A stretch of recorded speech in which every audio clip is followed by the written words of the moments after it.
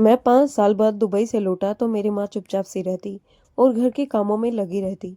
मैं पत्नी बच्चों को खाने के लिए बाहर ले जाता तो माँ से कहता कि आप ही हमारे साथ चलो, तो वह बहाना बनाकर टाल देती। एक दिन मैं माँ के लिए नया सूट लाया तो वह मेरी पत्नी को मेरे साथ देखकर घबरा गई और बोली कि मेरे पास बहुत सारे सूट हैं, तो मुझे डाल दे, कुछ काला लगा। तो मैंने माँ के कमरे में छुपकर एक कैमरा लगा दिया तो मेरे होश उड़ गए जब मेरी पत्नी ने माँ के साथ जाकर कहा, माँ आप भी हमारे साथ चलिए ना, हम सब खाना खाने के लिए बाहर जा रहे हैं, आप कहाँ घर में अकेली रहेंगी। मैं चाहता हूँ आप भी मेरे साथ चले। मैंने प्यार से माँ का हाथ पकड़ा तो माँ ने तुरंत ही नहीं में सिर हिला दिया और कहने लगी कि बेटा, मुझे कहाँ आदत है बाहर जाने की, और बाहर का खाना खाने से मेरा दिल घबराने लगता है। मैं घर में अकेली ही ठीक हूँ। मैंने खुद से माँ की ओर देखा और कहा कि माँ, आखिर आप मेरे साथ क्यों नहीं जाती, मेरी कोई बात क्यों नहीं मानती।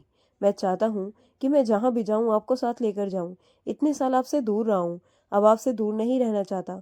थोड़े समय में मेरी छुट्टियाँ खत्म हो जाएंगी तो मैं फिर वापस दुबई चला जाऊँगा, और फिर ना जाने कब मौका मिले कि ज़िंदगी इतना समय भी दे या ना दे। मैं अफसोस से बोल रहा था।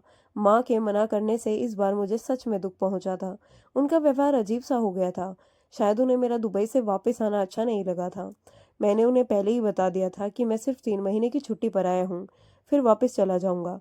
अरे नहीं बेटा, ऐसी कोई बात नहीं है। तुम्हारे साथ समय मैं भी गुजारना चाहती हूँ, लेकिन बस बाहर नहीं जाना चाहती।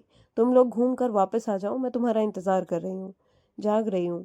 फिर एक साथ चाय पियेंगे। मेरा बहुत ज्यादा कहने के बाद भी माँ नहीं मानी और यह जवाब दिया तो मैं चुपचाप अपनी पत्नी को लेकर होटल चला गया। वहां पर भी मैं दुखी और परेशान सा रहा। माँ का व्यवहार मेरी समझ से बाहर था।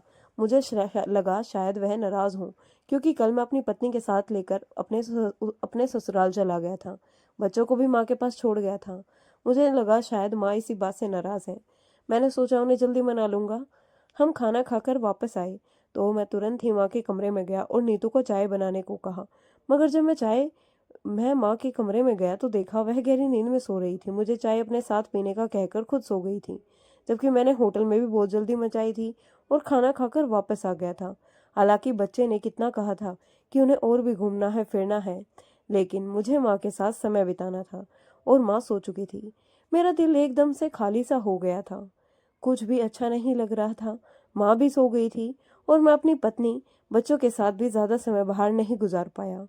मेरे बच्चे कितने खुश थे। इस समय मुझे माँ पर गुस्सा आ रहा था, मगर सुबह तक वह गुस्सा खत्म हो चुका था। मैं माँ के पास बैठ गया और शिकायत करते हुए कहने लगा, आप जल्दी सो गई थी रात को, जबकि मैं भी जल्दी वापस आ गया था। बस बेटा, मेरी तो उम्र हो चुकी है, जल्दी नींद आ जाती है और जल्दी आंख भी खुल जाती है। कोई बात नहीं, आज तुम पूरा दिन मेरे पास रहना। माँ ने प्यार से मेरे सर पर हाथ फेरा तो मेरी सारी नाराजगी खत्म हो गई। मैंने माँ की गोद में सर रख दिया। इतने में मेरी पत्नी चाय लेकर आ गई। नाश्ते में पहले ही कर चुका था। मैंने कहा, माँ के लिए भी चाय ले आओ, आज मैं माँ के साथ ही चाय पीऊंगा। जी अच्छा कहकर नीतू वापस पलट गई और एक कप चाय माँ के लिए लेकर आई। नीतू वहीं पर बैठ गई। मैंने माँ के हाथों की ओर देखा। उनके हाथ कांप रहे थे। माँ, क्या हुआ, आपकी तबीयत तो ठीक है? मैंने अपने चाय का कप रख दिया। हाँ बेटा, मैं ठीक हूँ, माँ ने जवाब दिया। तो मुझे उनकी बात पर विश्वास नहीं हुआ। आपके हाथ क्यों कांप रहे हैं? अगले दिन सुबह मैंने माँ को जिद करके डॉक्टर के पास ले जाने के लिए तैयार कर लिया। पहले तो वह मान ही नहीं रही थी। कहने लगी, बेटा मैं बिल्कुल ठीक हूँ, बस थोड़ा सा चक्कर आ गया था। मगर मैंने उनकी एक ना सुनी। डॉक्टर ने चेकअप किया और कहा कि आपकी माँ को कोई बड़ी बीमारी नहीं है, बस उन्हें किसी बात की टेंशन है। उन्हें समय दें, उनके साथ ज़्यादा समय बिताएं।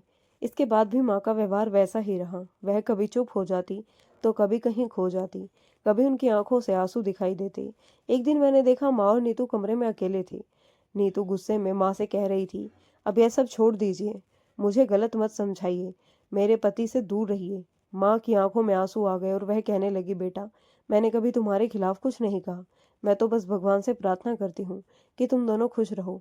लेकिन नीतू गुस्से में कमरे से बाहर निकल गई। यह सब देखकर मेरा दिल टूट गया।